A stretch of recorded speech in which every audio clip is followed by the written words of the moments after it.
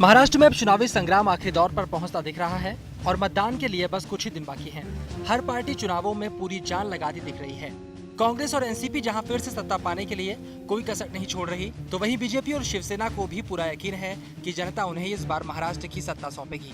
हर party के बड़े नेता अपनी पार्टी को जीत दिलाने के लिए जमकर पसीना बहा रहे हैं। वहीं बीजेपी की ओर से उनके स्टार प्रचारक प्रधानमंत्री नरेंद्र मोदी भी तमाम आलोचनाओं के बीच बीजेपी सरकार बनाने के लिए दिन रात एक किए हुए हैं।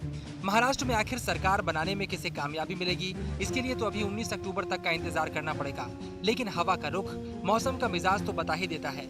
चुनाव से पहले एक के बाद एक कई ओपिनियन पोल पर नजर डालने पर तो यही लगता है कि मोदी का मैजिक महाराष्ट्र में भी पूरी तरह चढ़ता दिख रहा है।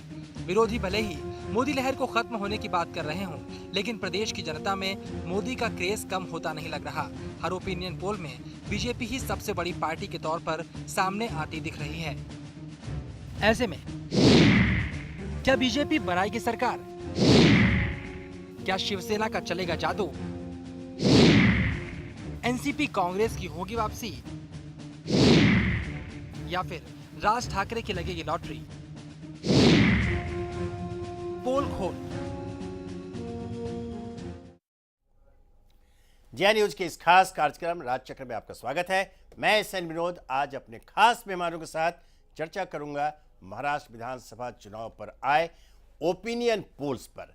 महाराष्ट्र में अगली सरकार किसकी बनेगी और प्रदेश का अगला मुख्यमंत्री कौन होगा, इसका फैसला कुछ दिन बाद हो ही जाएगा। लेकिन चुनाव से पहले हर पार्टी जीत के लिए कोई दांव खाली नहीं छोड़ रही। चुनाव के वक्त तमाम तरह के सर्वे और ओपिनियन पोल्स भी सामने आते रहे। जब किसी पार्टी के पक्ष में सर्वे होते हैं तो हर पार्टी इसका समर्थन भी करती है और विपरीत अनुमान के बाद इसकी आलोचना भी। अब महाराष्ट्र विधानसभा चुनाव से पहले भी कई ओपिनियन पोल्स आए हैं और सभी के सर्वे में फिलहाल बीजेपी को ही प्रदेश में सबसे ज्यादा सीटें मिलने की संभावना जताई गई है। राजचक्र में आज इसी विषय पर हम चर्चा करेंगे। इस चर्चा में हमारे साथ भाग लेने के लिए मौजूद है वरिष्ठ पत्रकार प्रदीप माथुर जी, कांग्रेस नेता धर्मेंद्र भारद्वाज जी, एनसीपी प्रवक्ता शिव प्रताप सिंह पवार जी और नागपुर से हमारे साथ जुड़ेंगे शिवसेना नेता सूरज गुजे। साथ ही मुंबई से हमारे साथ जुड़े हैं बीजेपी नेता राजा बुंदेला। तो फिर चलिए शुरू करते हैं राजचक्र में आज का सफर पोल खोल।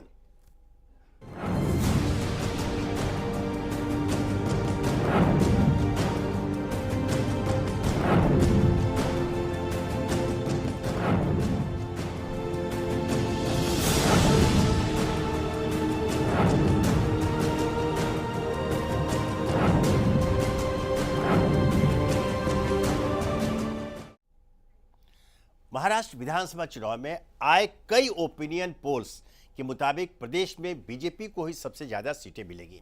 इस चुनाव में बीजेपी को बहुमत मिलेगा या फिर बीजेपी बहुमत के करीब रहेगी? लोकसभा चुनाव के बाद महाराष्ट्र में भी मोदी का मैजिक लोगों के सिर चढ़ता दिख रहा है। ओपिनियन पोल के मुताबिक महाराष्ट्र भगवा रंग में रंगने को पूरी तरह तैयार है। चुनाव से पहले अभी तक के आए सभी सर्वे में बीजेपी प्रदेश में सबसे बड़ी पार्टी के तौर पर उभर सकती है। कुछ सर्वे में बीजेपी बहुमत का आंकड़ा पार करती दिखाई दे रही है, तो कहीं बहुमत के आंकड़े के पास। द वीक और हंसा रिसर्च के सर्वे पर यकीन करें तो बीजेपी को प्रदेश में आसानी से बहुमत मिल सकता है। इस सर्वे के अनुसार बीजेपी और सहयोगी पार्टियों को 154 सीटें मिल सकती हैं, शिवसेना को 47, जबकि कांग्रेस को महज 25 सीटें मिलने का अनुमान है। सर्वे के मुताबिक बीजेपी को 36.50%, शिवसेना को 17.10%, कांग्रेस को 11.97% और एनसीपी को महज 5.85% वोट मिलने की संभावना है। जबकि राज ठाकरे की मनसे को 10 सीटें और 5.11% वोट मिलने के आसार। निर्दलीय उम्मीदवारों को 20 सीटें और 4.71% वोट, जबकि दूसरी पार्टियों को 15 सीटें और 6.79% वोट मिल सकते हैं। इंडिया टुडे और सिसरो के सर्वे भी बीजेपी को प्रदेश में सबसे ज्यादा सीटें दिला रहे हैं। हालांकि पार्टी बहुमत से थोड़ा पीछे रह सकती है। इस सर्वे के मुताबिक बीजेपी को 133 सीटें, शिवसेना को 57, कांग्रेस को 30 और एनसीपी को 33। एमएनएस के खाते में 10 सीटें और दूसरी पार्टियों के खाते में कुल 25 सीटों का अनुमान है। सर्वे के अनुसार बीजेपी को 30% वोट मिलने का अनुमान है, जो 2009 में पार्टी के वोट शेयर से 14% ज्यादा है। शिवसेना को भी फायदा मिलता दिख रहा है। पार्टी को 19% वोट मिलेंगे, जो 2009 की तुलना में 2.7% ज्यादा है। कांग्रेस को सबसे बड़ा नुकसान होने की संभावना है। पार्टी को 14% वोट मिलेंगे, जो 2009 के मुकाबले 7% कम है। एनसीपी को भी इतने ही फीसद मतदाताओं का समर्थन मिलने का अनुमान है। एमएनएस को 5 और दूसरी पार्टियों को 18% मतदाताओं का समर्थन मिल सकता है। हालांकि प्रदेश में बहुमत का आंकड़ा 145 है। ऐसे में बीजेपी को सरकार बनाने के लिए नए साथियों की तलाश करनी होगी। सी वोटर का सर्वे महाराष्ट्र में बीजेपी को सबसे बड़ी पार्टी के तौर पर दिखा रहा है। इसके अनुसार बीजेपी को 93 सीटें, शिवसेना को 59, कांग्रेस को 40, एनसीपी को 47 और एमएनएस को 27 सीटें मिलने का अनुमान है। बीजेपी की सरकार बनने की संभावनाएं तो पूरी हैं, लेकिन प्रदेश में भारतीय जनता पार्टी सच में सरकार बनाने में कामयाब होती है या नहीं, इसके लिए कुछ देर इंतजार करना पड़ेगा। ब्यूरो रिपोर्ट, जी न्यूज। तो हवा का रुख, मौसम का मिजाज, चुनाव पूर्व सर्वेक्षण या फिर मतदान पूर्व सर्वेक्षण कह लें या पूर्वानुमान कह लें, कितना सच, कितना झूठ, कितना विश्वसनीय। अब तक पिछले जो अनुभव हमारे रहे हुए हैं, अगर पिछले लोकसभा चुनाव का ले लें जो हाल में हुआ, उसके पूर्व महाराष्ट्र विधानसभा चुनाव के मतदान पूर्व सर्वेक्षण रिपोर्ट पर का अगर अध्ययन करें तो यह समझ में बात आती है कि कुछ छोड़कर, एक दो छोड़कर, प्राय सभी पूर्वानुमान गलत निकले हैं। जो अंतिम जो परिणाम आता है उसके निकट तो रहते हैं, लेकिन 100% पिछले बार लोकसभा चुनाव में सिर्फ एक चुनाव पूर्व सर्वेक्षण को मिला था। ऐसे में आज अभी तक जो 2014 के विधानसभा चुनाव महाराष्ट्र में होने जा रहे हैं, उसके 3 मतदान पूर्व सर्वेक्षण रिपोर्ट आए हैं, एक द वीक का, एक इंडिया टुडे का और एक सी वोटर सर्वे का। इन तीनों में भी जो फिलहाल यह है कि लगभग सभी भारतीय जनता पार्टी को पूर्ण बहुमत के साथ आता देख रहे हैं। कुछ ये बता रहे हैं कि सबसे बड़ी पार्टी के रूप में उभरेगी, लेकिन बहुमत से थोड़ा पीछे। कहने का लबल यह कि भारतीय जनता पार्टी सबसे बड़ी पार्टी के रूप में और सत्ता की कुर्सी पर बैठने को तत्पर दिख रही है। चुनाव पूर्व जितने अभी अनुमान, जितने सर्वे अभी आए हैं उसके अनुसार। अब सवाल ये उठता है कि आखिर ऐसे मतदान पूर्व सर्वेक्षण कितने विश्वसनीय हैं, उन पर कितना विश्वास किया जा सकता है, कितना सच, कितना झूठ। इसी विषय पर आज हम चर्चा करेंगे। हम सबसे पहले अपने कांग्रेस के जो हमारे प्रतिनिधि भारद्वाज जी हैं उन्हीं से पूछ लेते हैं। भारद्वाज जी, अभी मतदान पूर्व महाराष्ट्र के लिए जितने सर्वेक्षण आए हैं उसमें आप और आपकी पुरानी सहयोगी पार्टी एनसीपी कहीं नहीं है। भारी नुकसान में कांग्रेस है और एनसीपी है, शिवसेना भी तो है, उस पर आएंगे। लेकिन अभी मैं आपसे कह रहा हूं कि सबसे करें, ऐसे में जो अभी जो दावा, जो गठबंधन आप लोगों ने जब तोड़ा, या आपके अनुसार एनसीपी ने तोड़ा, जो गठबंधन टूटा है, दोनों का यह दावा कि अकेले के बलबूते पर पूर्ण बहुमत के साथ सरकार बनाएंगे, आपके इस दावे को झूठा खारिज कर रहे हैं अभी मतदान पूर्व सर्वेक्षण। इसे आप किस रूप में लेते हैं?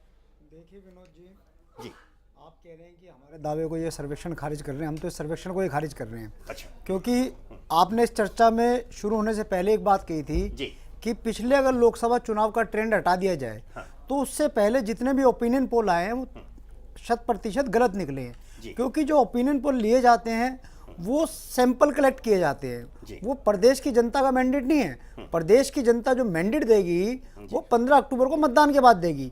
और हम इसलिए निश्चित हैं और हम इसलिए कॉन्फिडेंट है कि हमने 15 साल से महाराष्ट्र में शासन करा है, हमने महाराष्ट्र में हमारी सरकार थी, हमने लोगों के लिए काम करा है, किसानों के लिए काम करा है, नौजवानों के लिए काम करा है, हमने हर क्षेत्र में काम करा है। और आज महाराष्ट्र अगर नंबर 1 है तो उसका क्रेडिट कांग्रेस को जाता है, क्योंकि कांग्रेस की सरकारें वहाँ पे काफ़ी समय तक रही हैं। और हम बड़े कॉन्फिडेंट के साथ इस बात को कह रहे हैं कि निश्चित तौर पर चौथी बार कांग्रेस की सरकार वहाँ पे बनने जा रही है। हमारा जो चेहरा वहाँ पे चीफ मिनिस्टर कैंडिडेट है, वो चेहरा एक ऐसा है, वो विश्वास का चेहरा, ईमानदारी का चेहरा है और उस चेहरे पे लोग ट्रस्ट कर रहे हैं। हमारे चीफ मिनिस्टर ने जो काम करा है पिछले 3-4 साल के अंदर, पृथ्वीराज चौहान साहब ने, उस बलबूते पे हम जा रहे हैं और हमने काम करा है। और निश्चित तौर पर जिस तरीके का प्रचार के दौरान, क्योंकि मैं भी महाराष्ट्र के हिस्सों में गया था, जिस तरीके का जन समर्थन हमें मिल रहा है, उस जन समर्थन को देखते हुए हम इस बात के लिए कॉन्फिडेंट हैं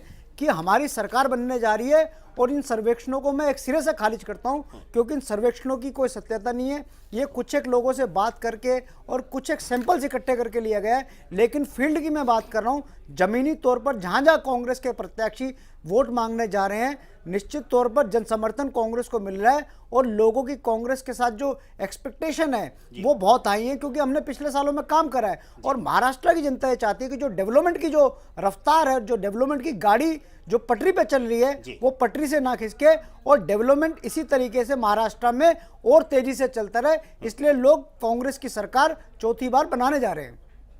देखिए भारद्वाज जी, मैं जानता हूँ, जैसे आपने कहा कि थोड़े से सैंपल के आधार पर ऐसे मतदान पूर्व सर्वेक्षण रिपोर्ट आते हैं, तो एक जिज्ञासा है कि इन सैंपलों में आपके पक्ष में हवा का रुख क्यों नहीं नजर आ रहा है? देखिए विनोद जी, मैंने पहले भी आपके चैनल पे कई बार कहा है, और एक भाजपा के एक बहुत वरिष्ठ नेता ने भी कहा था कि कहीं ना कहीं चीज़ें मैनेज की जा रही हैं।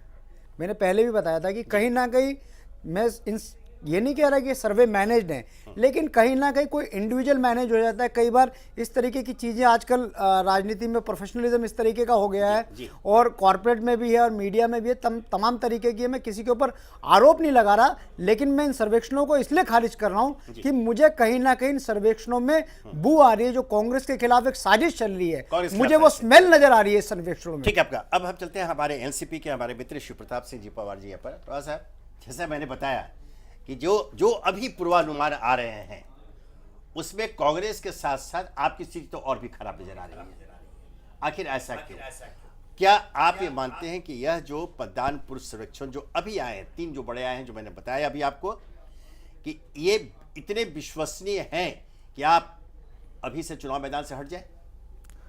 विनोद जी, ये जो अभी ओपिनियन पोल्स आपने दिखाए, जितने भी आपने बताए, मुझे देश के ज्योतिषों की इसमें याद आ रही है। जैसे हमारे यहाँ, हमारे देश में 100 में से 99 ज्योतिष झोला छापी होते हैं। एक ही ज्योतिष होता है जो शायद कायदे की और अच्छी बात बताए, वैसे बाकी सब तुक्का मारते हैं। उन्हीं 99 में ये पूर्व अनुमान जो ओपिनियन पोल है वो बिल्कुल उसी प्रकार है, क्योंकि इसमें कोई तथ्य नहीं है। अब आप ये बताइए, हमारे पास एनसीपी के पास एक ऐसा, महाराष्ट्र में ही नहीं पूरे देश के लिए, एक हमारे शरद पवार एक ऐसा कद है जो मराठा भाइयों के लिए, किसानों के लिए, तमाम ऐसे सभी हमारे महाराष्ट्र भाइयों के लिए एक चेहरा है, जो कि शायद हमारी जो 5 पार्टियां चुनाव लड़ रही हैं, जिनमें मुख्य रूप से हमारी पार्टी है, उनमें से किसी के पास भी नहीं है चेहरा ऐसा।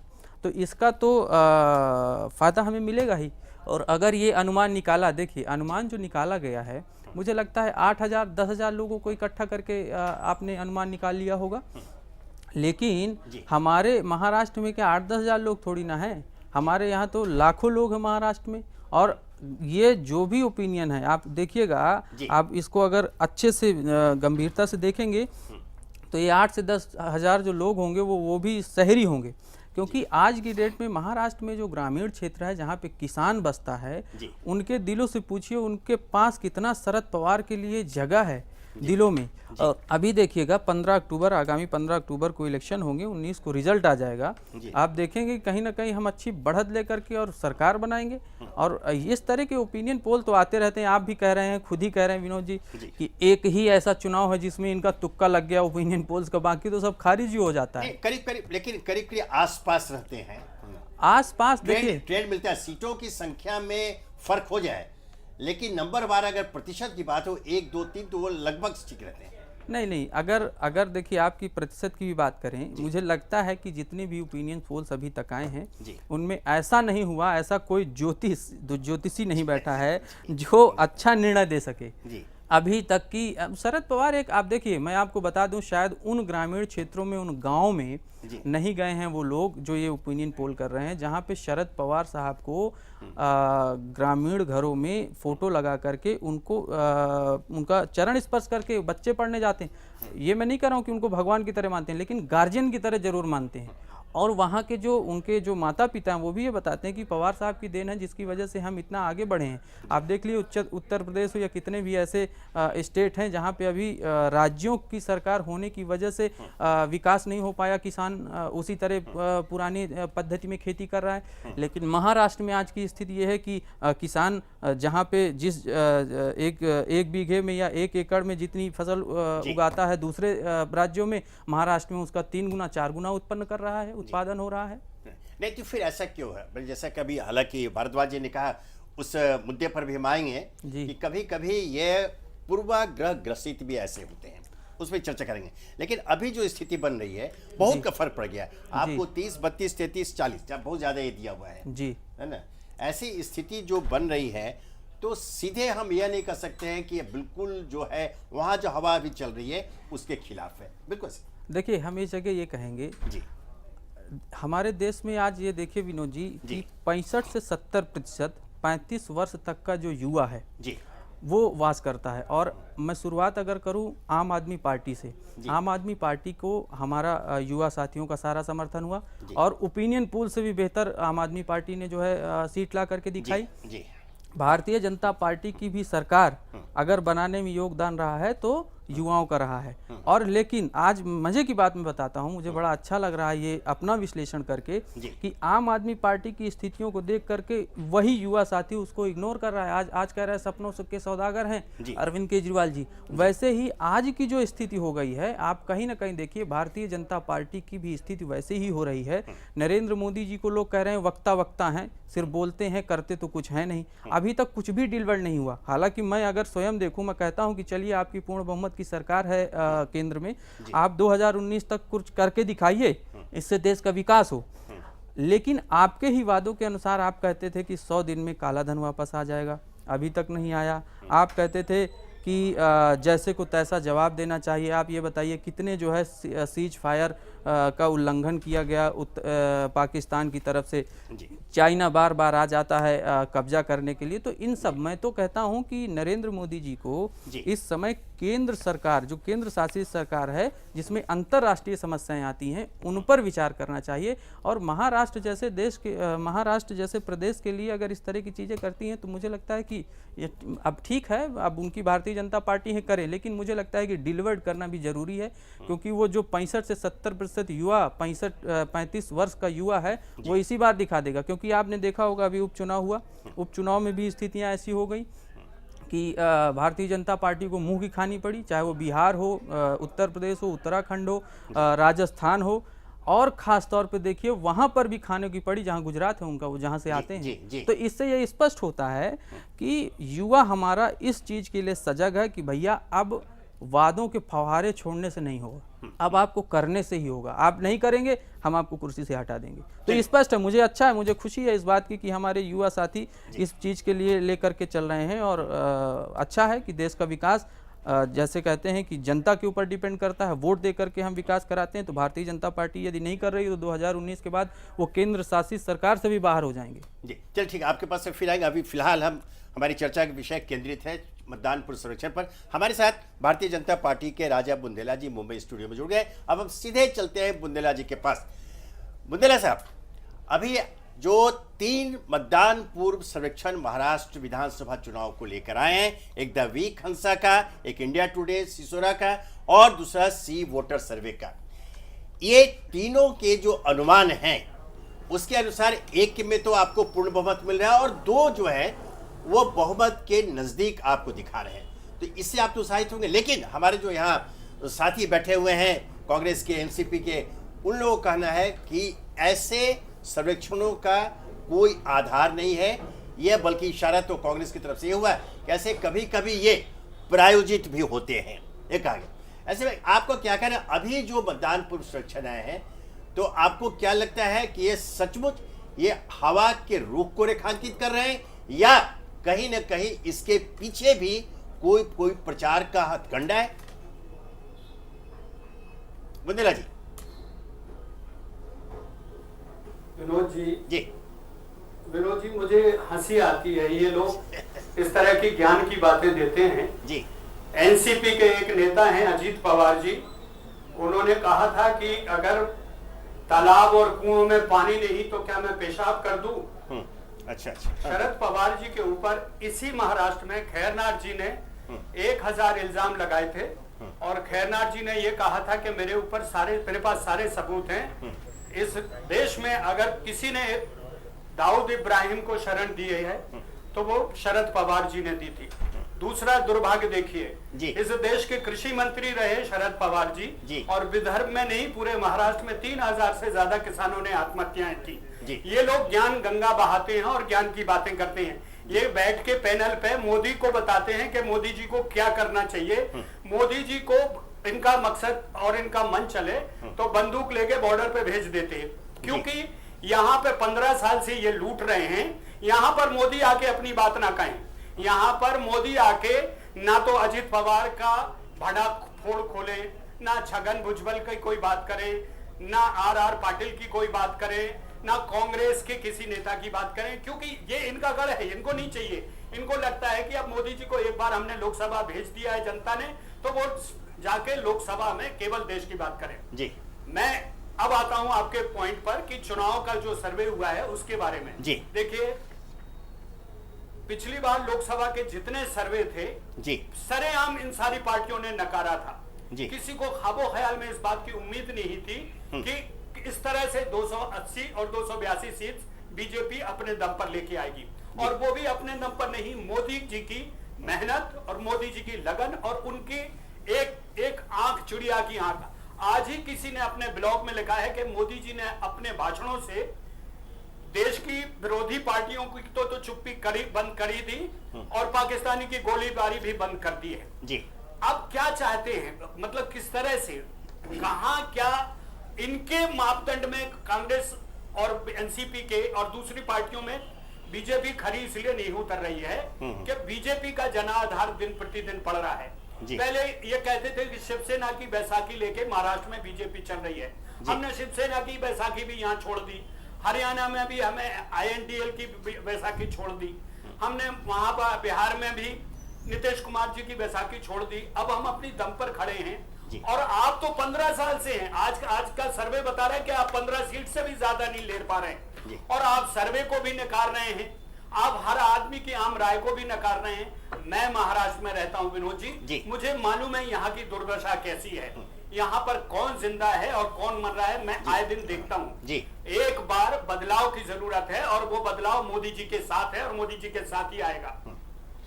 मुदीर साहब, मैंने खैर आपकी बातों से लगता है कि मोदी के शब्दों के गोलों में ज्यादा असर है बनस्पत की ओर पर, लेकिन अभी जिस विषय पर हम यहाँ चर्चा कर रहे हैं, अभी मेरे पास तीनों जो चुनाव पूर्व सर्वेक्षण है, सबसे ज्यादा सीटें किसी ने दी आपको 154 सीट तक और न्यूनतम आ गया है 93 सीट तक। ये जो सर्वेक्षण है, तो फर्क इतना का है। मैंने आपकी पार्टी अभी बीजेपी के लिए मैं बात कर रहा हूँ, न्यूनतम आया है, सी वोटर ने दिया है 93 सीट, इंडिया टुडे ने दिया है 133 सीट और द वीक ने दिया है 154 सीट। ये फर्क बहुत, 154 ने 93 ले लें, बहुत का फर्क हो गया, माने 61 सीटों का फर्क है। इसमें कहीं ना कहीं इनकी विश्वसनीयता पर सवालिया निशान तो लगते ही हैं।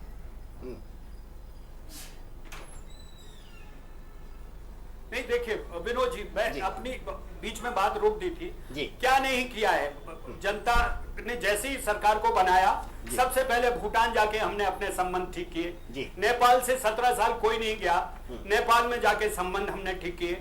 जापान के प्रधानमंत्री से मिलके जापान से हम लोग रोजगार लेके आए। अब वो कोई बनिया की दुकान तो नहीं है कि आज कमिटमेंट किया और कल दुकान खुल जाए। चाइना के राष्ट्रपति को बुला के चाइना से समझौता किया और कैलाश मानसरोवर के लिए पूरा रास्ता खोला। अमेरिका में जाके ओबामा से बात की और संयुक्त राष्ट्र संघ में मोदी जी ने पाकिस्तान को यह कहा कि इस तरह से यहाँ गुहार लगाने से कुछ नहीं होगा, अगर आप हथियार उठाना बंद नहीं करेंगे तो आपको इतनी सारी अचीवमेंट पिछले 3 महीने में हुए।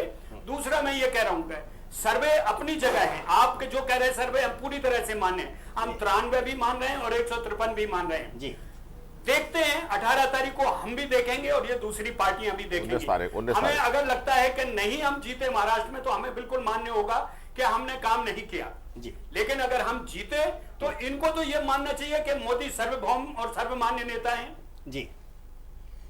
चलिए, हमारे पास नागपुर में भी शिवसेना रखते हैं, लेकिन उसके पहले हम चलते हैं, जानना चाहते हैं सीधे हमारे संवाददाता मुंबई में मौजूद है प्रशांत आंग्रे जी। प्रशांत, अभी तक जो सर्वे पर हम लोग चर्चा कर रहे हैं, आपने देखा ये जो इसे भारतीय जनता पार्टी को सभी शीर्ष पर तो बता रहे हैं, लेकिन फर्क बहुत है। जब एक कोई बोल रहा है 154 और न्यूनतम आ जाता है 93, हालांकि 93 वाले भी कह रहा है कि सबसे बड़ी पार्टी भारतीय जनता पार्टी भी आ रही है। ऐसे में आप वहां पर घूम रहे हैं, लोगों के संपर्क में हैं, हर पार्टियों के संपर्क में हैं आप और उम्मीदवारों के संपर्क में हैं।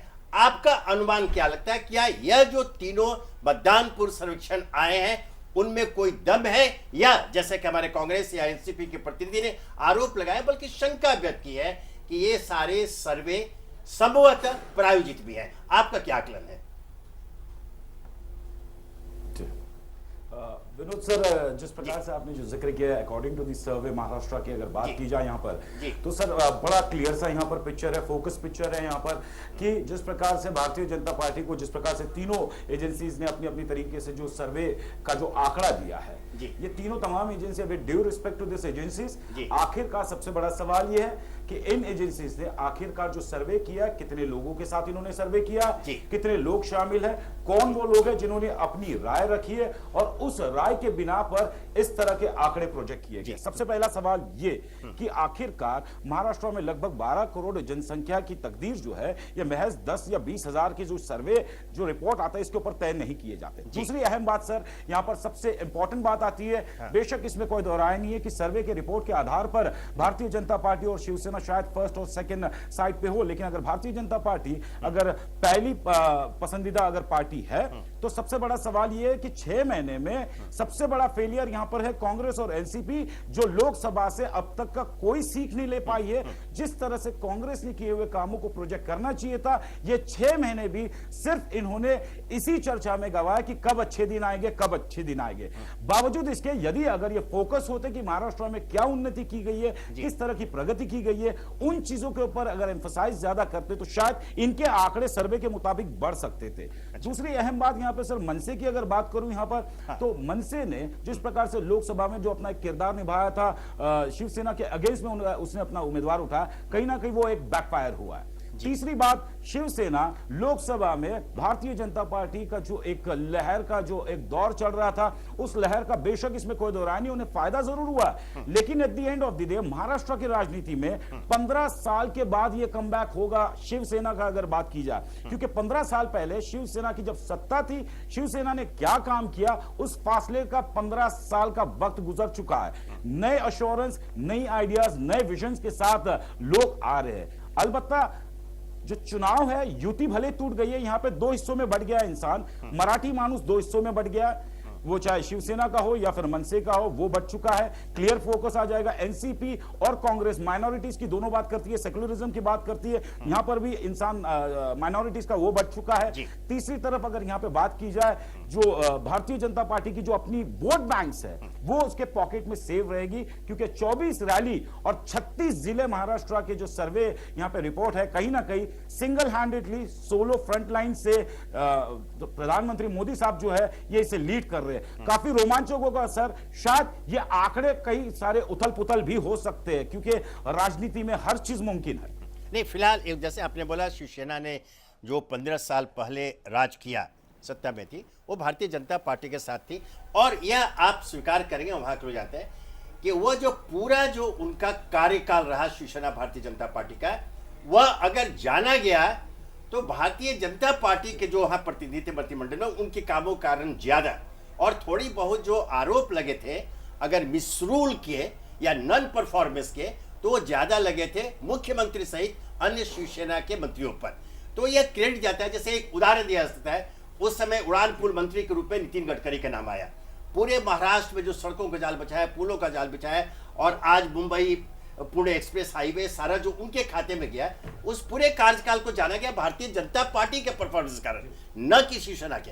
बहरहाल अभी जो मैं जो आखिरी सवाल आपसे ये है कि अभी जो आप वहां मौजूद है, तो ये मौसम का, ये जो चुनावी मौसम है, उसका मिजाज जो क्या बता रहा है, क्या सचमुच में भारतीय जनता पार्टी पूर्ण बहुमत के साथ या किसी और सहयोगी को साथ लेकर सत्ता में वापस आ रही है?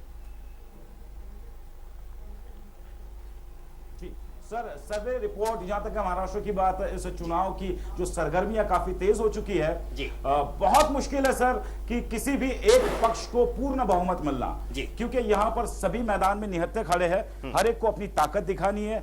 यदि अगर नरेंद्र मोदी साहब जो प्रधानमंत्री, यदि अगर उनका करिश्मा चलता है या अगर उसके अंदर अब भी कोई बहुत ज्यादा दम बाकी है, या उनकी रैलियों के द्वारा जिस प्रकार से वो लोगों से रूबरू हो रहे हैं, यदि अगर इसका इंपैक्ट भी होता है, तो नॉट टू फॉरगेट 2009 में 46 सीटें भारतीय जनता पार्टी की थी। यदि अगर 100% भी अगर इनका अगर परफॉर्मेंस अच्छा होता है, अगर उसे आप डबल भी कर देते हो, तो लगभग 90 के करीब है सीटें जा सकती है। लेकिन यह कहना कि 100 का आंकड़ा सिंगल हैंडेडली कोई भी पार्टी पार करेगी, मेरे ख्याल से सर काफी मुश्किल है ये। चलिए, हमारे संवाददाता जो बिल्कुल वहां के पूरे चुनाव पर नजर रखे हुए, सारी सरगर्मियां, हर पार्टी के संपर्क में है, मतदाताओं के संपर्क में है और उम्मीदवारों के संपर्क, उनका कहना है कि कोई भी पार्टी संभवतः 100 का आंकड़ा का स्पर्श नहीं कर पाएगी। अभी हम चलेंगे सीधे नागपुर, जहां हमारे साथ सूरज गोजे जी स्वयं बताए, उसके बाद हम आएंगे, हमारे साथ वरिष्ठ पत्रकार प्रदीप माथुर जी मौजूद हैं। ये सभी के विचार सुन, माथुर साहब आपके पास आएंगे, आप ही को फिर सभी का विश्लेषण करना है, हर दल के विचार सुन लेंगे। तो हम चलते हैं नागपुर, शिवसेना के नेता सूरज गोजे जी हमारे साथ हैं। सूरज जी, अभी तक आपने जो मतदान पूर्व जो सर्वेक्षण रिपोर्ट आए हैं उस पर अन्य दलों के विचार सुने, और रिपोर्ट यह है कि अब नंबर 1 पर आज भारतीय जनता पार्टी है। कुछ रिपोर्ट ये बता रहे हैं कि उनको पूर्ण बहुमत मिलेगा, कुछ ये बता रहे हैं कि सबसे बड़ी पार्टी के रूप में भारतीय जनता पार्टी ही सामने आएगी। आप नंबर 2 पर आ रहे हैं, लेकिन फासला बहुत है, फासला बहुत ज़्यादा है। 154 के बाद आप सीधे आ जाते हैं 57 पर, इतना का फासला है। तो क्या आपको लगता है कि यह जो सर्वेक्षण रिपोर्ट है, जो सर्वे रिपोर्ट है, उसमें कोई दम है, या आप भी कांग्रेस और एनसीपी की तरह यह मानते हैं कि ये सारे के सारे रिपोर्ट जो है ये प्रायोजित है?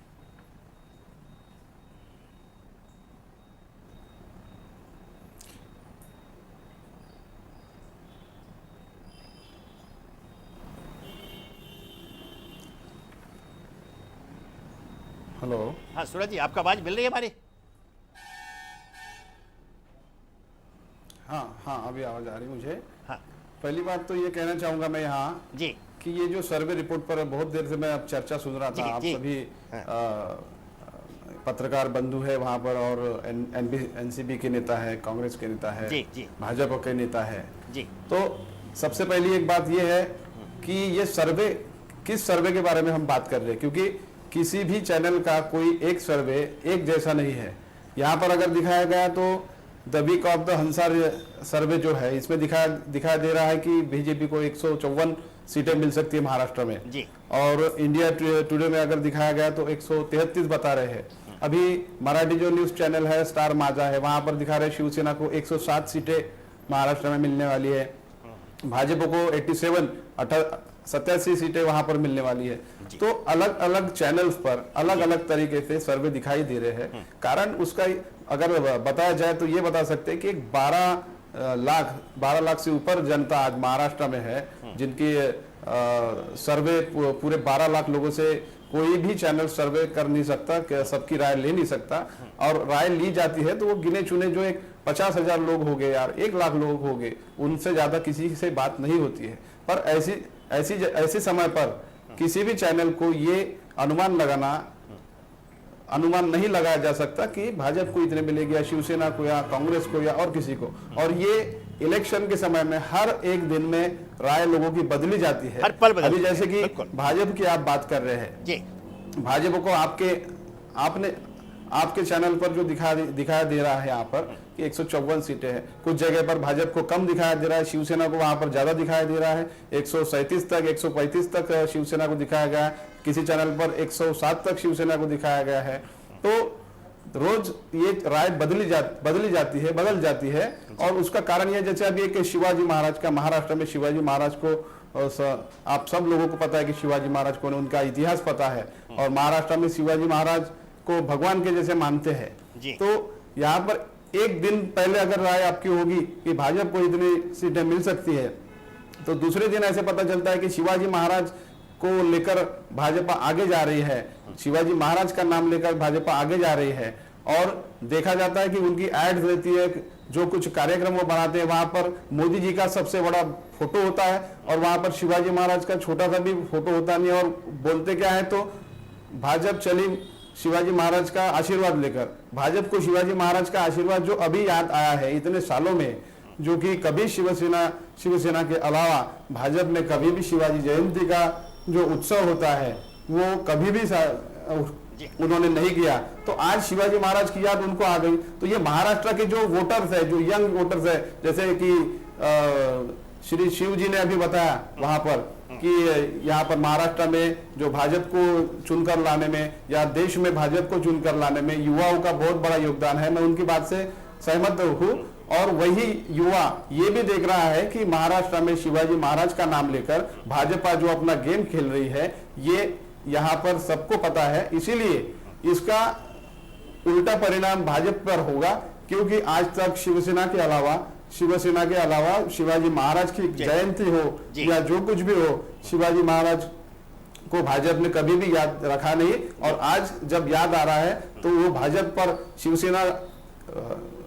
शिवाजी महाराज का नाम जरूर लेते हैं, पर उनका कार्यक्रम होता है, उनका स्टेज होता है, वहां पर शिवाजी महाराज का एक सादा फोटो नहीं होता। तो ये महाराष्ट्र की जनता देख रही है कि शिवाजी महाराज का सिर्फ नाम ये वोट बांटने के लिए कर रहे हैं। दूसरी बात यहाँ पर ये बताना चाहूंगा कि महाराष्ट्र को बांटने के लिए जो लोग स्टेटमेंट कर रहे हैं, अभी नागपुर के देवेंद्र जी फडणवीस जो है वो भाजपा के यहाँ के प्रदेश अध्यक्ष है और वो खुलेआम बोलते हैं, इंटरव्यूज में बोलते हैं कि महाराष्ट्र को हम 2 हिस्सों में बांटेंगे, विदर्भ अलग करेंगे।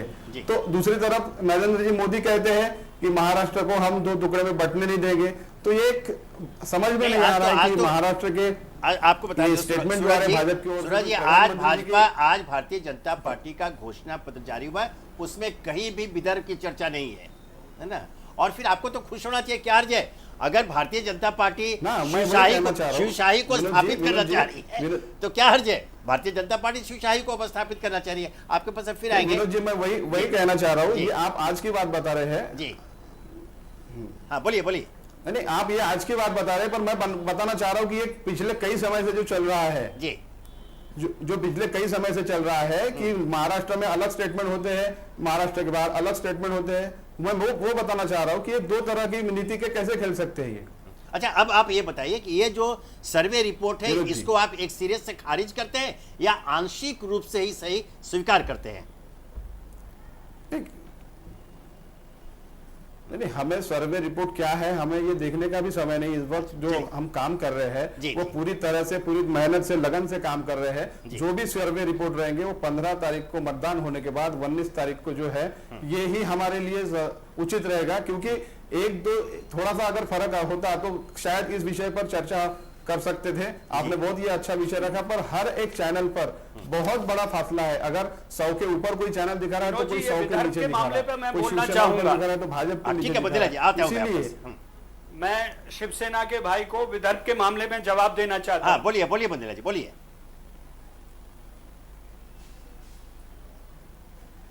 देखिए, विदर्भ की मांग आज की नहीं है।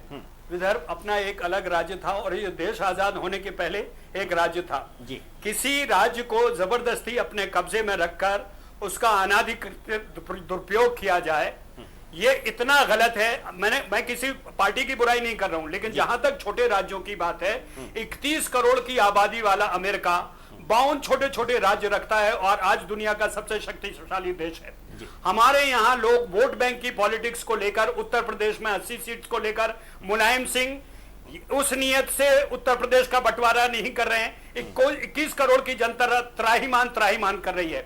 इसी तरह से महाराष्ट्र का भी ये नजरिया है कि हम विदर्भ को नहीं छोड़ेंगे। अरे किसी को आप कैसे अपने पास रख सकते हैं? वहां की जनता अपने आप के लिए स्वराज मांग रही है, अपनी व्यवस्था अलग मांग रही है। आपकी व्यवस्था अलग है, मराठा लोगों की व्यवस्था महाराष्ट्र के साथ है।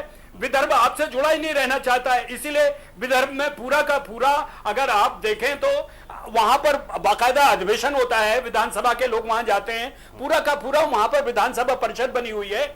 ऐसी स्थिति में अगर शिवसेना ये कहती है कि हम विदर्भ को अलग नहीं होने देना चाहते हैं, आप कैसे किसी पर कब्जा कर सकते हैं? इसका मतलब है आजादी के बाद भी विदर्भ के लोग गुलाम हैं, बुंदेलखंड के लोग गुलाम हैं, पूर्वांचल के लोग गुलाम हैं। इसका विरोध भले ही मोदी जी ने नहीं कहा हो, लेकिन निश्चित तौर पर बीजेपी मानती है कि विदर्भ अलग राज्य बनना चाहिए और छोटे छोटे राज्यों की बात उनके मैनिफेस्टो में है। अगर इस घोषणा पत्र में नहीं है तो कोई बात नहीं, नहीं, इसके छोटे अलावा राज्य बीजेपी ने बनाए हैं, छत्तीसगढ़, झारखंड और उत्तराखंड इसके सबसे बिग बुंदेला जी घोषणा पत्र में तो विनोद जी, नहीं यहाँ है। पर ये आपके यहाँ पर अच्छा प्रश्न उपस्थित किया है बुंदेला जी ने। नहीं, वो खुद मैं कह आपके रहे पास हैं- सूरज जी, जब मैं बुंदेला जी से कह रहे पूछना चाह हैं, रहा हूँ भाजपा के नेता है बुंदेला जी, और वो खुद कह रहे हैं जी कि बनना चाहिए, लेकिन वही मैं बुंदेला जी को याद दिला रहा हूँ कि घोषणा पत्र में तो आपकी पार्टी ने आज विदर्भ पर जिक्र नहीं किया और आपके प्रधानमंत्री नरेंद्र मोदी ने सार्वजनिक रूप से घोषणा कर दी है कि दुनिया की कोई भी ताकत महाराष्ट्र को तोड़ नहीं सकती, विभाजन नहीं कर सकती। इसका क्या अर्थ हुआ? ये तो कॉन्टेस्ट कर रहे हैं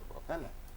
जी विनोद जी, मुंबई को महाराष्ट्र से अलग करने की बात थी, उस पर प्रधानमंत्री का एक कमेंट था। उन्होंने निश्चित तौर पर यह ये कहा कि एक विदर्भ और तर्क महाराष्ट्र अलग दिया नहीं गया, लेकिन होंगे। मुंबई को अलग ये करने की मोदी कोई जी के चर्चा ही साथ ही नहीं है। खैर फिलहाल ये तो कोई चर्चा है। फिलहाल अभी हमारे जो क्योंकि मुंबई की बात चल रही है, अगर आप देखें, मैं विनोद जी एक चीज और कहना चाहूंगा। जी। हमारे अगर आपके बुंदेला शोभा साहब एक किला चीज चंद कह ने रहे थे, एक बार मुंबई अलग बुंदेला होने की साहब बात कही थी, एक चीज मैं केवल और इसका भी विरोध वो कहना कोई है। मुद्दा मुंबई को बुंदेला जी महाराष्ट्र से अलग नहीं किया आप जा भी सकता, स्वीकार ये उनकी करेंगे सभा में था। कि मुंबई कोई मुद्दा कभी नहीं रहा, कभी कभी छिटपुट कोई मांग करता है, एक जमाना था, लेकिन अभी जो है मुद्दा है विदर्भ। और जो उन्होंने कहा महाराष्ट्र, ये नहीं कहा कि बॉम्बे, प्रधानमंत्री के शब्द सामने है, ये मैं शब्द दोहरा रहा हूं शब्दशः कि दुनिया की कोई भी ताकत महाराष्ट्र के टुकड़े नहीं कर सकता, पूरे प्रदेश की बात है। फिलहाल वो अलग मुद्दे, अभी हम सर्वे पे बात कर रहे हैं। अभी जो हमारे शिवसेना के प्रतिनिधि सूरज जी ने कहा महाराष्ट्र के टुकड़े थोड़ी कर रहे हैं, विदर्भ बना रहे हैं। नहीं, वही बात कर गए। तो उनके अनुसार, सूरज जी के अनुसार ये होता है कि जो क्षेत्रीय चैनल हैं उनके जो मतदान पूर्व सर्वेक्षण आ रहे हैं उसमें शिवसेना की स्थिति काफी मजबूत दिखाई दे रही है, ये स्थिति है। अब बहादुर साहब, अब मैं आपके पास अभी आता हूं। बहादुर साहब, अभी तक आपने ये सारी चर्चा हर दल का सुन लिया, इसमें एक शंका यह भी व्यक्त की गई कि ऐसे जो सर्वेक्षण होते हैं वे अमूमन प्रायोजित भी होते हैं, ये किसी दल विशेष को लाभ पहुंचाने के लिए किया जाता है। और हाल के दिनों में जो देखा गया है, जिस तरह से यह दुखद स्थिति है, लेकिन कड़वा सच है, हमें स्वीकार करना पड़ेगा कि जिस प्रकार मीडिया का उपयोग, उसमें सोशल मीडिया भी शामिल है, किया गया राजनीतिक दलों के द्वारा, ये इस देश में पहले कभी नहीं हुआ था और उसके परिणाम भी अनुकूल परिणाम निकले। तो ऐसे में जो ये मतदान पूर्व जो सर्वेक्षण आ रहे हैं उनको, उन पर भी शंका व्यक्त की जा रही है कि क्या ऐसे सर्वेक्षण ये प्रायोजित है, दूसरा ये कितने विश्वसनीय हैं, और सबसे बड़ा कि क्या ऐसे सर्वेक्षणों पर पाबंदी लगाई जानी चाहिए, ये मैं आपसे जानना। आपके तीनों प्रश्न जो है बहुत अहम है जी। सबसे पहले तो मैं आपसे कहना चाहूंगा कि विश्वसनीयता का प्रश्न हम लेते हैं। देखिए, ऐसा है कि जो ओपिनियन पोल की जो बात है, ये एक पूरी एक कम्युनिकेशन रिसर्च की बात है, जिसको करने में तमाम बड़े सटिल पॉइंट्स आते हैं। जैसे एक सारी चीज होती है, मैं बताऊं, बड़ा ये तो लंबा विषय होगा, कि जैसे एक होता है लीडिंग प्रश्न, जैसे आपको मतलब ये पता लगाना है कि नरेंद्र मोदी जी की क्या पॉपुलैरिटी है, क्या है। तो आपका एक प्रश्न तो ये आप कह सकते हैं कि भाई नरेंद्र मोदी जी की पॉपुलैरिटी क्या है। एक आप ये कह सकते हैं कि क्या नरेंद्र मोदी जी उसी तरह से पॉपुलर है आपके उसमें भी जैसे कि मतलब देश के और भागों में है। तो प्रश्न एक ही सा है, लेकिन जैसे आप प्रश्न को कंसिडर करते हैं उससे पता लगता है कि आप जो है क्या करना चाहिए, एक बायस ला रहे हैं उसके अंदर। और ओपिनियन पूल में ऐसी तमाम चीजें होती है, टेबुलेशन की बात भी होती है। फिर इसमें एक और बहुत बड़ी बात होती है कि जो मान लीजिए ओपिनियन पूल करने गया है, उसकी आपने क्या ट्रेनिंग करी है, क्या उसकी योग्यता है, किस तरह का वो आदमी है, उसको कैसे समझाया जाता है। जनरली हमारे देश में जो ओपिनियन पूल्स के लिए जो लोग जाते हैं वो इस तरह के नौसिखिए लोग होते हैं, जिनको कि क्या करना चाहिए, सर्वे की बारीकियां नहीं पता होती। इसलिए उसमें जो पूल जो होता है उसमें एक बहुत बड़ा एलिमेंट ऑफ बायस आ जाता है, जो कि उसकी विशेषता करता है। तो प्रायोजित होना जो है ये अलग बात है, और पूल्स की क्वालिटी का कम होना या उनकी गुणवत्ता का बहुत कम होना ये दूसरी बात है। मतलब दुख की बात यह है कि हमारे देश में तमाम जो ऐसे सर्वे उनकी गुणवत्ता बहुत कम है फॉरेन कंट्रीज के मुकाबले। वहाँ पूरी ट्रेनिंग होती है, पूरी बताया जाता है, जो क्वेश्चन बनता है वो देखा जाता है, उसमें कोई लीडिंग क्वेश्चन तो नहीं है। हमारे ऐसा कुछ नहीं होता है, मतलब आपने एक जनरली बताया सब है। एक बात तो ये है।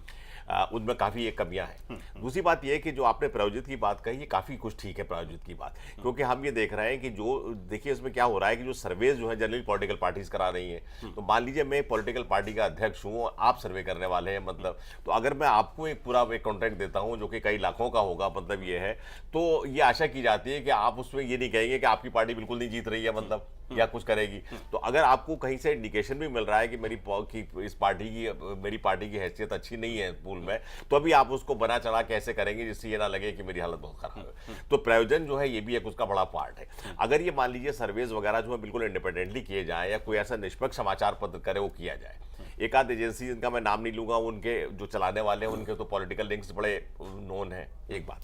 अब आप ये देखिए बात पूरी जो आप भी पॉइंट कर रहे थे और उन्होंने ये लोगों का बिल्कुल सामने आ रही है। एक जो है सर्वे उनको दे रहा है 94 सीट्स, एक दे रहा है 154 सीट्स, मतलब तो इसमें आप देखिए 20% का। इसके अलावा भी जो रीजनल चैनल से महाराष्ट्र में जी वो ज्यादा दे रहे हैं, वो तो बहुत ही नहीं, मैं तो आपके जो आपने दिखाया ये जो मेन दिखाया इसमें देखिए 20% का मार्जिन। कोई भी इलेक्शन की जो एनालिसिस होती है उसमें जो मार्जिन है 2%, 2.5%, 20% का मार्जिन कोई एनालिसिस ही नहीं रखता। अगर हम लोग तो एक पत्रकार एक माथुर साहब एक बहुत महत्वपूर्ण मुद्दा है इसमें, चूंकि या आप भी स्वीकार करेंगे कि ऐसे जो पूर्वानुमान लगाए जाते हैं और मीडिया के माध्यम से इसे लोगों के सामने रखा जाता है, मैं उस पॉइंट पे आ रहा हूं। नहीं तो कहीं ना कहीं मतदाता तो प्रभावित होता है। मैं उसी में आ रहा हूं। मैं आपसे ये कह रहा हूं कि जब हम लोग जो कि क्या करना चाहिए, जब रिपोर्टिंग करते थे तो ये सर्वे नहीं करते थे, तो अगर मान लीजिए 20% का अगर हमने मार्जिन देकर कोई रिपोर्ट लिखी होती तो मैं समझता हूं कि हम और आप जो है नौकरी में नहीं काम कर सकते थे। तो संपादक कहता है क्या है तुम्हें इतनी बड़ी वो कर रहे हो सब है।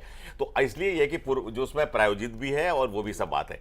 जहां तक ये जो आप जो तीसरी बात जो आप कह रहे हैं, मैं समझता हूं ये बात बिल्कुल सही है कि ये वाले जो सर्वेज जो हैं ये लोगों की जो वोटिंग बिहेवियर को प्रभाव डालते हैं। लेकिन अब सवाल ये कितना प्रभाव डालेंगे, कितना प्रतिशत प्रभाव डालते हैं, इसमें ये बहुत इंपॉर्टेंट है। मेरा ख्याल ये कि जो है जितना भी ये प्रभाव डालें, ये ओपिनियन सर्वे जो है वोटर का मत जो है वो 4 या 5% से ज्यादा प्रभावित नहीं डाल सकते। तो मेरा ये मानना है कि जिन कॉन्स्टिट्यूएंसी से बिल्कुल समझिए कि नेक एंड नेक फाइट है, वहां तो हो सकता है कि ये प्रभाव डाले, लेकिन जहां पर एक किसी पार्टी ने या पार्टी के नेता ने अच्छा काम किया हुआ, उसकी जड़ें ज्यादा अच्छी हैं, वहां पर मैं समझता हूं कि इनका जो है प्रभाव नहीं पड़ता। लेकिन साथ साथ ये भी बात है कि अगर देखा जाए तो मॉरली जो है इलेक्शन को फेयर रखने के लिए हम सब, मैं समझता हूं कि इस सर्विस पे हमें प्रतिबंध लगाना चाहिए। नहीं, एक बात ये प्रतिबंध चाहिए भारद्वाज जी, ये बहुत महत्वपूर्ण मुद्दा सामने आया है जो माथुर साहब बताया कि ये जो सर्वेक्षण करने वाले जो लोग होते हैं उनको जो है बकायदा प्रशिक्षण दिया जाना चाहिए जो विदेशों में होता है, और अनुमान में जो परिणाम जो आते हैं, जो अनुमान में फर्क 2-3% से ज्यादा का नहीं होता। और ये जो हमारे सामने मौजूद है इसमें लगभग 20 से 25% का है, और अगर क्षेत्रीय चैनलों की बात करें मीडिया में तो बहुत ज्यादा फर्क आता है। ऐसे में चूंकि ऐसे सर्वेक्षण रिपोर्ट निश्चित रूप से आप भी सहमत होंगे कि मतदाता को प्रभावित करता है, तो क्या ऐसा नहीं, चूंकि लोकसभा चुनाव के दौरान ऐसी मांग उठी थी कि ऐसे जो पूर्वानुमान होते हैं, जो सर्वेक्षण होते हैं, इन पर पाबंदी लगाई जानी चाहिए। लेकिन एग्जिट पोल पे लगा दी गई था, एग्जिट पोल पे तो लगाई दी गई, एग्जिट पोल तो मतदान को, लेकिन यहाँ तो वो मतदाता को सीधे प्रभावित करने की बात है। ऐसे जो सर्वेक्षण रिपोर्ट मतदाता को प्रभावित करते हैं। भारद्वाज जी, चूंकि समय का अभाव है, संक्षेप में बताइए क्या इस पर पाबंदी लगाई जानी चाहिए? मैंने विनोद जी चर्चा शुरू होने से पहले बता दिया था जी। कि ये पूरी तरह प्रायोजित है, और पूरी तरह पिछले लोकसभा चुनावों में देखा था कि ऐसे सर्वे एजेंसी का जो सीईओ था वो बाकायदा उसका स्टिंग हुआ था, वो सामने आ गया था कैमरे के। और कहीं ना कहीं जितने भी न्यूज़ चैनल है, कहीं ना कहीं कॉर्पोरेट के इन्फ्लुएंस में, कहीं ना कहीं एडवर्टाइजमेंट उनको मिलती है, और कहीं ना कहीं जब एडवर्टाइजमेंट उनको पॉलिटिकल पार्टी से मिलती है और कहीं ना कहीं प्रेशर होता है कॉर्पोरेट का, जो लोग ऑर्गेनाइजेशन को रन कर रहे हैं, कहीं ना कहीं ये चीज़ें जो है दिखाई जाती हैं, क्योंकि भारतीय जनता पार्टी या दूसरे दलों को लगता है कि इससे कुछ वोटर को इन्फ्लुएंस हो सकता है। लेकिन आज का वोटर बड़ा सजग है, बड़ा समझदार है, और हम तो यह चाहते हैं कि इस ओपिनियन पोल पे मैं रोक की बात नहीं कर रहा, लेकिन निष्पक्षता नाम की कोई चीज हो, कोई न्यूट्रल एजेंसी हो जो इसको मॉनिटर करे, और जिस तरीके से माथुर साहब ने कहा कि ट्रेंड और एफिशिएंट और प्रोफेशनल लोग इस काम को करेंगे तो ज्यादा बेहतर होगा। ठीक है। अब जरा यही सवाल मैं भारतीय जनता पार्टी के राजा मैं एक राजा बुंदेला जी की बात का एक मैं जवाब दे दूं। उन्होंने बड़े स्पष्ट शब्दों में कह दिया कि हमने महाराष्ट्र में शिवसेना को छोड़ दिया, और वहां पे हरियाणा में हमने इन लोगों को छोड़ दिया, कुलदीप बिश्नोई को छोड़ दिया, और बिहार में अपना नीतीश कुमार को छोड़ दिया।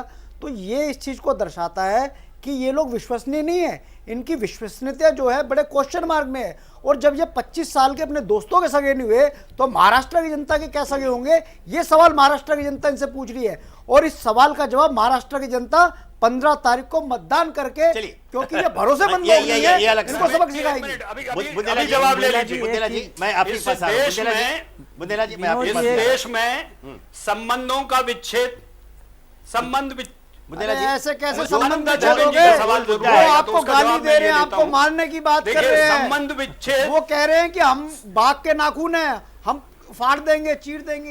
ये कैसी दोस्ती, कैसे संबंध है? भारद्वाज जी, ये अलग कैसी मुद्दा है। दोस्ती, कैसे आज संबंध का है? विषय अलग है हमारा। 25 साल के दोस्त आपके छोड़ के चले गए। भारद्वाज जी, आप अपने हमारा 25 साल के समय दोस्तों के नहीं हुए, ये तो भाषा महाराष्ट्र हमारी की नहीं जनता है। के क्या होगा? तो जी, ये हमारी भाषा नहीं है। विषयांतर नहीं हम करें। जब दो लोग, एक देखिए, एक मिनट, आप मेरे सवाल का जवाब ले लीजिए। आप जब लोग साथ नहीं चल सकते हैं, जनता का भला एक साथ नहीं कर सकते हैं, तो इस देश में, इस प्रजातंत्र में रास्ते हैं अलग अलग चलने के लिए।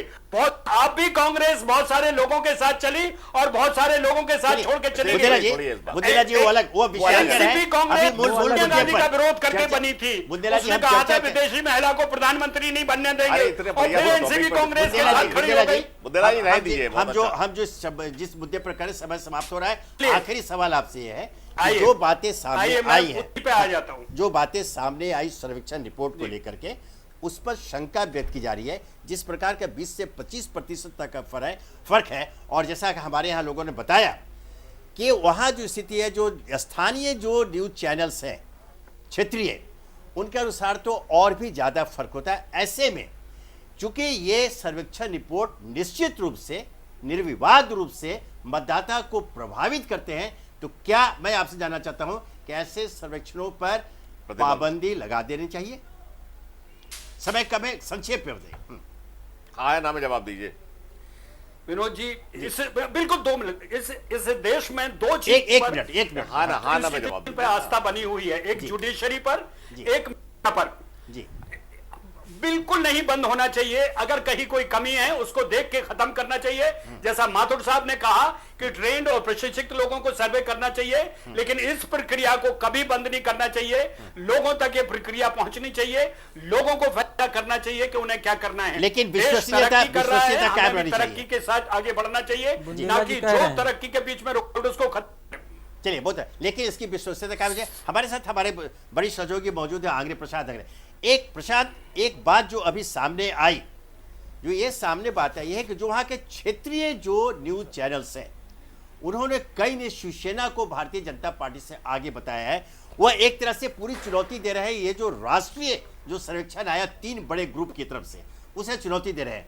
और फिर चूंकि आप स्थानीय वहाँ पर हैं, जो वहाँ जनता की नब्ज आप पहचान रहे, लोगों के बीच में है, और मौसम का मिजाज भी आप परख रहे हैं, तो क्या यह जो राष्ट्रीय जो आया सर्वेक्षण रिपोर्ट और जो क्षेत्रीय जो मुंबई से प्रसारित हो रहे हैं, उसमें मराठी भाषी की प्रमुखता है, तो क्या उनके जो रिपोर्ट है वह सही है, वह विश्वसनीय मतदाता मानेगा, या फिर ये राष्ट्रीय?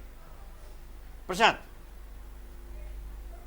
सर, जिस प्रकार से आपने सवाल पूछा, वाकई बहुत सीरियस सवाल ये है, क्योंकि क्षेत्रीय न्यूज चैनल्स जो है सबसे ज्यादा तादाद में यहाँ पे महाराष्ट्र में जो है मराठी न्यूज चैनल सबसे ज्यादा है, और तवज्जो भी ये ज्यादा रहा है क्योंकि मराठी पार्टियां भी इसके अंदर सबसे ज्यादा तादाद में, शिवसेना है, मनसे है, एनसीपी के भी कद्दावर नेता मराठी है, तो मराठी भाषी सबसे ज्यादा यहाँ पे चहीते हैं। ऐसे में जो सर्वेक्षण है, जो एग्जिट पोल्स या जिस हिसाब से आंकड़े जो यहाँ की रीजनल चैनल्स दिखा रहे हैं, बेशक इनका अपना एक सर्वे रहा है। नेशनल सर्वे और रीजनल सर्वे में बेशक अंतर जरूर होता है। अहम बात यह है सर कि इस पूरे सर्वे में शायद रीजनल चैनल का सर्वे हो या नेशनल चैनल का सर्वे हो, at the end of the day Maharashtra की जो राजनीति है, ये एक ही लाइन, इसका फलसफा ये है कि सिर्फ और सिर्फ सत्ता उन्हें चाहिए हर कीमत पे, हर मुमकिन कोशिश करेंगे वो सत्ता पाने के लिए। यदि अगर सत्ता इंपॉर्टेंस नहीं होती तो शायद बीजेपी और शिवसेना का गठबंधन 25 सालों का नहीं टूटता, राष्ट्रवादी कांग्रेस पार्टी और कांग्रेस का 15 सालों का गठबंधन नहीं टूटता। सीधा संकेत है, आम इंसान ये समझ चुका है कि सभी पार्टियां विद ड्यू रिस्पेक्ट महज सिर्फ और सिर्फ सत्ता के पीछे। बहुत धन्यवाद आंग्रे जी, बहुत धन्यवाद। अब चूंकि हमारा समय समाप्त हो गया, लेकिन आज की जो चर्चा हम लोग की, उससे जो सामने बातें आई, बहुत महत्वपूर्ण बातें आई कि राष्ट्रीय स्तर के जो मतदान पूर्व सर्वेक्षण रिपोर्ट आ रहे हैं और महाराष्ट्र से जो क्षेत्रीय जो रिपोर्ट आ रहे हैं उनमें बहुत फर्क है। कोई भारतीय जनता पार्टी को जहां राष्ट्रीय सर्वेक्षण नंबर 1 पर शीर्ष पर बता रहे हैं, वहीं स्थानीय कई चैनल्स शिवसेना को आगे बता रहे हैं। और दूसरी बात है इसकी विश्वसनीयता।